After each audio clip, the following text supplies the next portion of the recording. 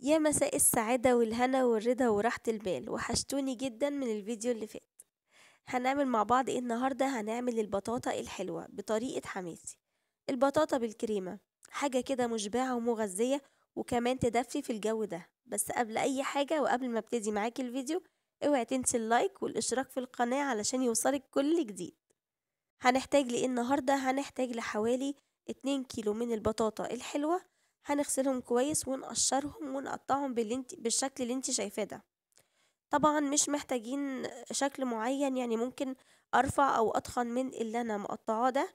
لكن اهم حاجة انها تبقى مغسولة ومتقشرة كويس، لان كده او كده هتتهرس معانا واحنا بنطبخها او بنعملها بالطريقة اللي هتشوفيها معايا دلوقتي. وصفة البطاطا بالكريمة دي سر من أسرار حماتي، وأنا قررت إن أنا أقول لكم النهاردة سرها إيه. هنحتاج مع بعض حوالي 3 أكياس أو 3 ظروف من الفانيليا، ومعلقة كبيرة من النشا. وكمان هنحتاج مع بعض لكريمة لباني. كريمة لباني تكوني جايباها من حد موثوق فيه، يعني من سوبر ماركت أو بقال أو لبان انتي عارفاه. وكمان حوالي مكعبين من الزبدة، لازم يكون نوع زبدة كويس انتي عارفاه برضو. حماتي ما بتستخدمش الا زبدة لورباك، لان هي بصراحة احسن نوع موجود في السوق. بس كده، وهنحضر مع بعض البايركس بتاعنا. وهنرفع البطاطا بتاعتنا على النار، ونضيف عليها حوالي كوباية من اللبن. تستوي بيها، هتستوي باللبن، مش هنحط مية خالص. وكمان شوية هنزود كمان كوباية من اللبن لما تدخل في نص مرحلة السوا بتاعتها. هنحط ايه كمان على البطاطا بتاعتنا؟ هنحط حوالي معلقتين كبار من السكر. وكمان هنحط مكعبين من الزبدة. وطبعا زي ما قلتلك هنحط ظرفين من الفانيليا. وهنوطي عليها النار ونغطيها ونسيبها شوية. في الوقت ده هنكون مجهزين جوز هند وزبيب. يلا بينا نشوف البطاطا بتاعتنا وصلت لفين. هي كده خلاص قربت شوية، دخلت في نص مرحلة السوا. حماتي هنا كانت بتضيف عليها جوز الهند والزبيب. طبعا الخطوة دي حسب الرغبة، لكن الزبيب وجوز الهند بصراحة بيدوا إضافة جميلة قوي للطعم. مش قادرة اوصفلك ولا اقولك على الريحة الجميلة اللي طالعة من البطاطا. يلا بينا نوطي عليها النار برضو ونقفل عليها الغطا ونسيبها تكمل سوا. في الفترة دي كنا بنعمل مع بعض الكريمة.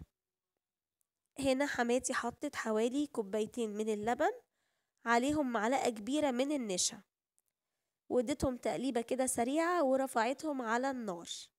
هتزود عليهم ايه؟ هتزود عليهم ظرف من الفانيليا ومعلقتين كبار من السكر.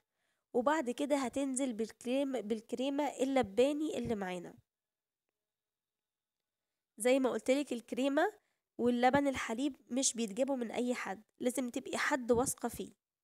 اللبن اللي انت شايفاه ده مش لبن معلب او لبن بودرة، ده كمان لبن بقري، يعني بلدي، مش مبستر او معلب. متجاب كمان من البقال، وبقال معروف او سوبر ماركت معروف وموثوق فيه. بس كده، وهنديها تقليبة بالمعلقة او بالويسك المضرب. وكده الكريمة بتاعتي بقت جاهزة. يلا بينا نشوف البطاطا اخبارها ايه. هي كده خلاص دخلت في مرحلة السوا، هنقلبها كويس جدا. لو عندك هراسة ممكن تهرسيها بالهراسة او بشوكة لغاية لما تبقى القوام اللي هتشوفيه معايا دلوقتي. هو ده شكلها الذهبي الجميل. وزي ما قلتلك مش هقدر اوفي الوصفة دي حقها في ريحتها وطعمها الجميل. يعني عيب الفيديوهات والتصوير ان هي مش بتنقلكوا الا الصورة بس، لكن الطعم والريحة هتشوفيه ان شاء الله لما تجربي الوصفة وتنفذيها معاكي. البطاطا دلوقتي سعرها حلو جدا ومتوفرة في كل السوق، يعني سهل تجيبيها. والبايركس اللي انت شايفاه ده اتعمل ب2 كيلو بطاطا بس، يعني من النهاردة لا هتشويها ولا حتى هتسلقيها في البايركس وتحطيها وتحطي عليها الكريمة، وهتبقى أحلى عشاء لكل البيت.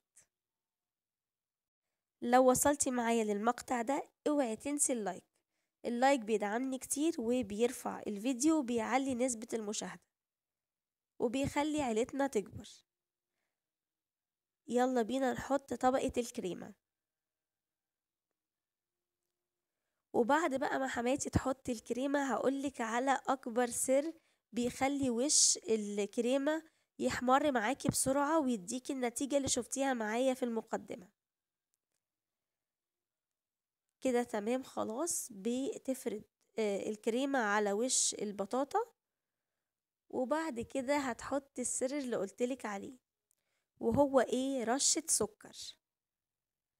بعد ما تفرد الكريمة كلها كده هتبتدي تحط رشة أو رشتين كده كبار من السكر المطحون أو السكر العادي اللي يعجبك. احنا هنا حطينا سكر عادي خالص اهي، أول رشة وتاني رشة من السكر. ويلا بينا على الفرن.